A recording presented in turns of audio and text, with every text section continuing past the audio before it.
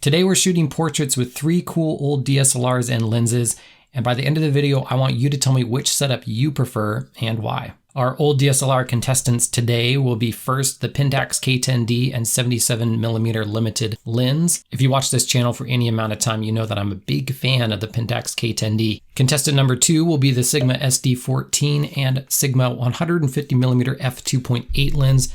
This is a beast of a camera. It's a chunky DSLR and a huge lens, but a lens that performs really well. So super excited to see how that performs compared to the CCD sensor. And speaking of CCD sensors, contestant number 3 is the Olympus, I almost said Kodak. This is the Olympus E-300 with a Kodak CCD sensor. And then on the front is this really nice lens. This is the Olympus 50mm f2 macro, the original one for the 4/3 camera system. So as you can see, all different types of lenses, totally different lenses, but all lenses that are capable of portraits. Sensor sizes are different as well. These two, the Sigma and the Pentax K10D, are both APS-C sized sensors, but this one has a 1.5 something crop and the Sigma has a 1.7 crop, so a little bit smaller.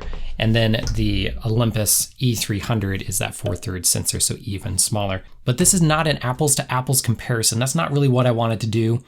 I could have mounted an M42 lens to all of these. I have adapters for that, and compared the sensors and been a little bit more nitpicky. But instead I wanted to be a more practical, true to life experience of if you invest in one of these older DSLR systems, the types of lenses that you would buy for the system natively and use on it. How's that going to perform? And then focusing more on the camera experience as well, and just the colors that are coming out of these cameras and the lenses designed for the camera. If you like this idea, let me know in the comments if you'd like to see it again and what cameras and lenses you'd like to see in the future. Okay, let's go take some portraits. Our model today is my lovely wife who volunteered to be a model. So I'll stop and give her a round of applause and a big thank you for doing that. And this might be a good time to also say thank you to the people in your life who put up with your hobbies. I'm going to be shooting these pictures all in my backyard during the midday light and trying to go in the shadows and control the light. This will be nice because there's going to be a lot of ambient light in the background.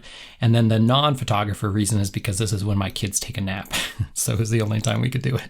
To control the lighting for this outdoor portrait session, I have with me a single powerful light provided to me by the sponsor of this video, SIRUI. This is a SIRUI C60B bicolor LED light for photography and video. Like I said, it's a powerful light. You can change the temperature on it and it has high color accuracy. I'll go into more detail later in the video of the specifications of this light, but for this setup real quick, I have it powered via a power cord. It also accepts batteries, but I'm outside in my backyard, so I can just use an extension cord, which is really nice. And then it accepts standard Bowen light attachments, but because I don't have a diffuser attachment, I decided to go ahead and throw on this diffuser panel, just taped it on just to get a little bit of the harshness off my wife's face. And for the first shot, I decided to use the side of our house where we keep our trash cans, coincidentally. Although we'll make sure that those are out of the frame. But I really like just, there's just a lot of ambient light here, but no direct light from the afternoon sun. And then I could get some nice bounce off the gray brick here. And I also liked how the colors of the bricks kind of contrasted with skin tones, a little bit more bluish. We'll shoot with my favorite, I'm a little biased, my Pentax K10D with the 77mm f1.8 lens. While I've used the 77mm lens on my K1, it's a relatively new lens to me, but I've shot it on my K1 before. I haven't used it on the Pentax K10D before this shoot, and I discovered that it has a little bit of back focusing issue. And unfortunately, the Pentax K10D does not have a way to dial in focusing per a lens, like the little focusing adjustment like later Pentax models have. And it was bad enough and I didn't want to fiddle with it and waste my wife's time that I just switched to manual focus. And that worked fine because I recently upgraded the focusing screen on the Pentax K10D to a split focusing screen. So manual focusing was actually pretty easy. But it meant that I couldn't really judge the autofocus performance of this lens, unfortunately. But here's some shots from the Pentax K10D and 77mm lens. And you can see it's perfectly sharp, wide open in the center, as much as I'd want. I like the colors. I like the fall off that the lens provides. It's just a nice looking image. The colors needed a little bit of tweaking in post, but not too much. And yeah, otherwise I'm super happy with this image. Next up for the same shot, I'm using the Olympus E-300 with the 50mm f2 macro on it. Now this is interesting because not only are these sensors all different sizes, but the Olympus E-300 has a different native aspect ratio. So we're getting that 4:3 aspect ratio. And that's just something to consider. That actually might be an aspect ratio that you prefer to work in. Focusing on this camera actually worked really well. You only get 3 focusing points, 1 main one and 2 little side ones, but it worked really well and nailed focus most of the time. And yeah, I love the colors and the look of this image straight out of the camera. I barely tweaked it in post. Some of them, this one I didn't tweak at all in post. This is straight out of camera. I'm super happy with how the Olympus E-300 performed out of the box already. We'll see how it does in the future. And then finally, the last camera for this setup is the Sigma SD14 with the Sigma 150mm f2.8 macro lens. With that 1.7 crop and a much longer lens, I had to stand super far back to get the picture. So of course you're getting a little bit more compression here as well. And then I've talked about this before in my other Sigma videos, but the photos coming out of the Sigma SD14, that foveon sensor right out of the camera, the photos do not look very good. Opening them in Sigma Photo Pro, Sigma's proprietary software for their foveon sensors, and choosing their auto selection does help quite a bit, but still the colors are they're just very different than what you're used to and kind of look off compared to other cameras. But the original X3 files are supported in Lightroom, so I opened them up in Lightroom and did some tweaking. And I really like how the images came out. The colors do look different. It's almost, I don't want to say more filmy because that's like something people say a lot about everything and what does that even really mean. But there's just kind of this green cast to the image that's a little bit different. And yeah, let me know what you think about it because it's a very different kind of looking image, but some of you may prefer that aesthetic. For the next shots, I decided to move my wife with the sun behind her coming through some trees and angle the light in a similar fashion. This light is very powerful, especially to get it really close to your model's face, but it's not quite powerful enough to overpower the sun like a powerful flash would be. But still, it performed pretty well in this case.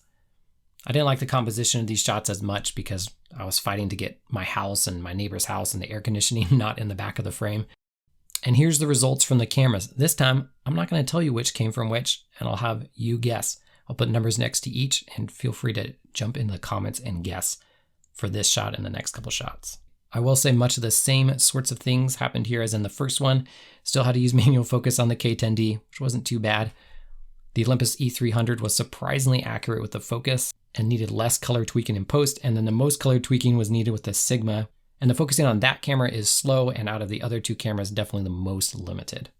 Now's a good time to talk more about the SIRUI C60B Light that I'm using for this project. I'm really enjoying using it. It is super simple to set up.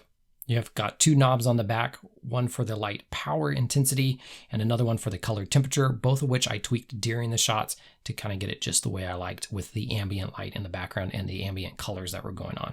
It has a high color accuracy rating. The CRI rating is 96. And then something that's really important with continuous lights, especially if you're shooting video or just you don't want to bother your model, is that this light is very quiet. The light does get quite hot, so there are fans inside that are cooling it down, but the fans are virtually silent. You almost can't tell it's on. Like I said before, you can power it via batteries, which are not included, but you can buy separately, or via a power adapter, which I was using for this very conveniently since it was in my backyard and I could just run an extension cord. It does use that universal Bowen mount on the front for the lighting accessories, so you can throw on a better diffuser panel than what I was using, just taping it on. In fact, I do plan on getting a better diffuser panel. All in all, a fantastic light. It would be great in the studio as well here with my YouTube setups. Thank you, SIRUI, for providing the light. If you want to learn more about it, I have a link in the description. And then finally, for the last shot, I turned my wife around and we shot towards the back of the yard with the fence in the background. This was a shot that I was trying to avoid. I didn't really want any of that man-made structure necessarily mixing with the trees in that second shot that I was trying to do. But I really liked the colors and the kind of the gradient it provided when it was out of focus between the fence and the trees, kind of this separation here in the background. And once again, I won't tell you which camera these shots are from, but you can see very different colors here. I did tweak all these in post-production, but I kind of just went with what the camera was already giving me and just kind of tweaked it to my liking, but kind of went with the style that it had given me. Very different colors and looks here. I found that's really interesting. Now I'm super curious which camera and lens setup you preferred and why, and if you were able to guess the camera and lens correctly on the last two pictures. Let me know in the comments, and I know a lot of you are going to be interested now in the Sigma SD14. So come with me to this video where I go more in depth with the camera and have image samples from that foveon sensor. I'll see you there, and until next time, happy snapping.